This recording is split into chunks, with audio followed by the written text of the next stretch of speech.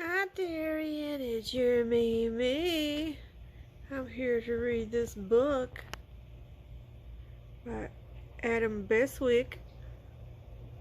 More ketchup, please. Ruby's Tomato Tale.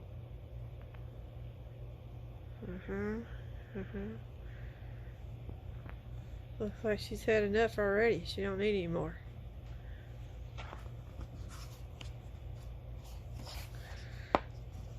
This book belongs to Who Loves Ketchup Too. There's that ketchup handprint.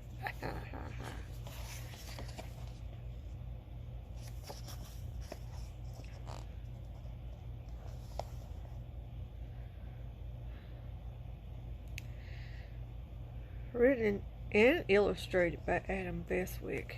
That banana's got ketchup. She got ketchup on that cake. More ketchup, please. Oh, Ruby and her beloved ketchup. Look how happy she is. Oh. Please note of this true story. It's not made up, of course. About my sister Ruby and her love for tomato sauce. So, this is also a British book because they call it tomato sauce. I mean, oh, duh. When we call it ketchup, right? Tomato sauce.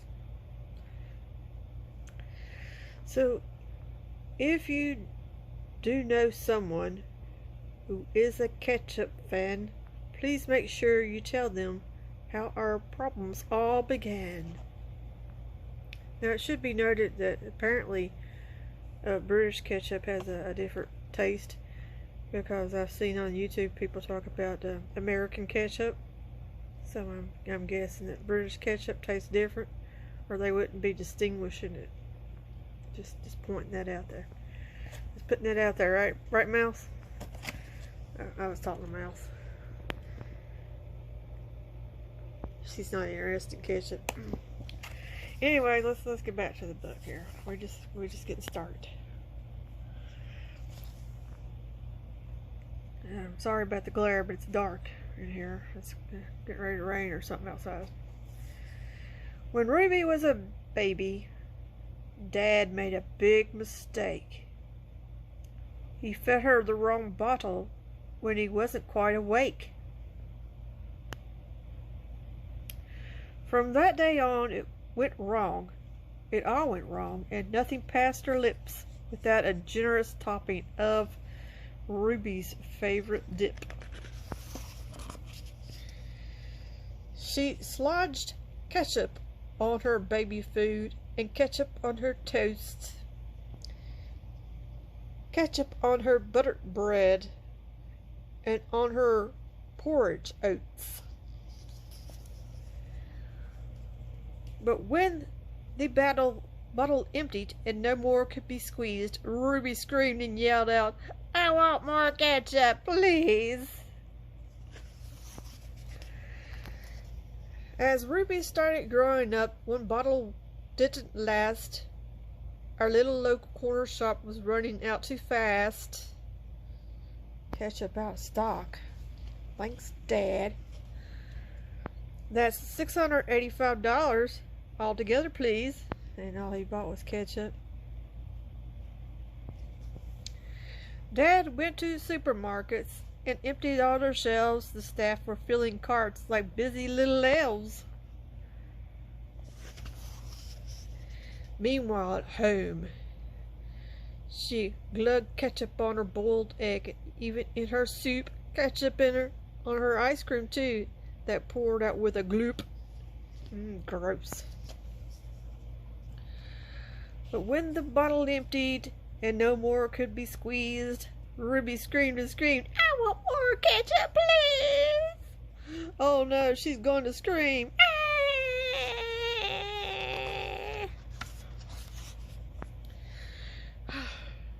To keep our Ruby quiet and avoid her piercing screech, my dad would shop for ketchup maybe 18 times a week. Monday, on a Tuesday, Wednesday, Thursday, Friday.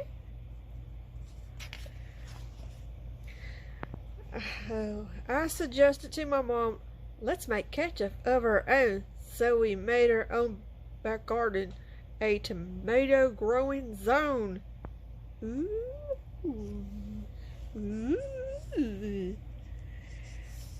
A tomato growing zone. While they grew, she covered pizza and potatoes. She liked it more than mustard. And ketchup sauce on all desserts, which dripped into the custard. Ew. And when the bottle emptied and no more could be squeezed, Ruby screamed with bright red cheeks, I want more ketchup, please! But at least she's polite about it, right? Look at that out there. Dad sprayed tomatoes day and night to make them grow more quickly. While Ruby kept on eating sauce, it didn't make her sickly. She's eating like potato chips in bed, or maybe it's cookies with ketchup. Oh my. Next morning, the neighbors weren't too happy when we stopped going to the store. We blocked our street with rows of trucks bringing ketchup to our door. Oh, no. No.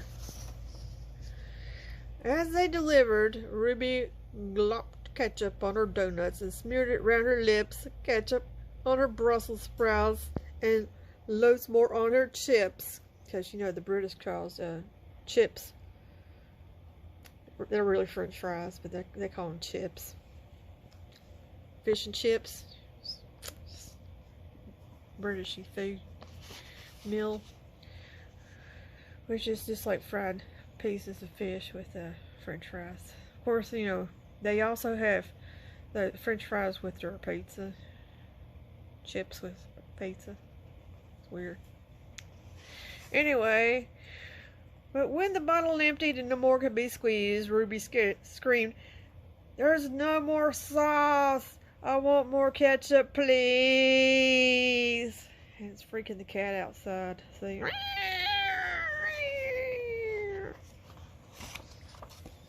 Ruby's news went round the world. As supplies were running low, oh my gosh, people in China, people in America. See, I knew this was a British book, because otherwise they wouldn't have the Statue of Liberty pointed out like it was around the world that she ate all the ketchup. While we squished our own tomatoes just as fast as they could grow, Mom called all the countries from Japan to the United States. Send every ketchup bottle that you have in wooden crates. That's being a little too much. That's being really extra, right?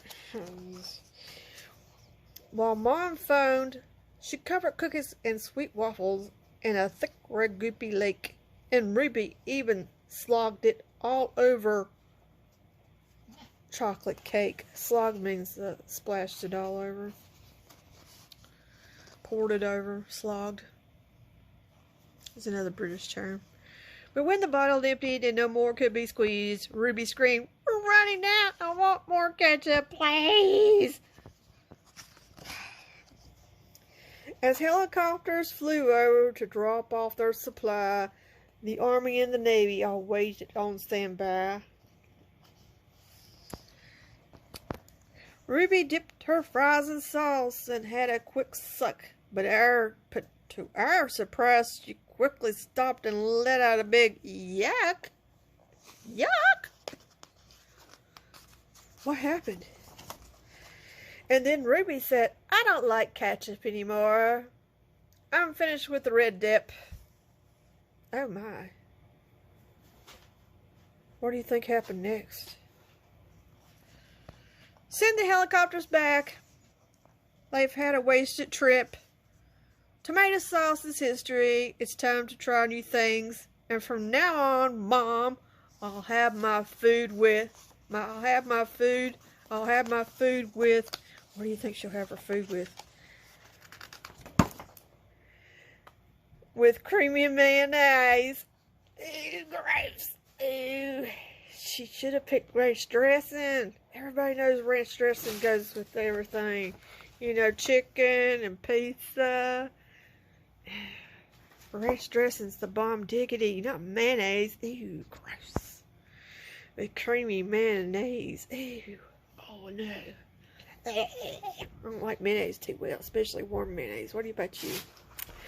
Anyways, that was the story of Ruby. I hope you enjoyed, Tyrion. This is me saying I love you. Bye-bye.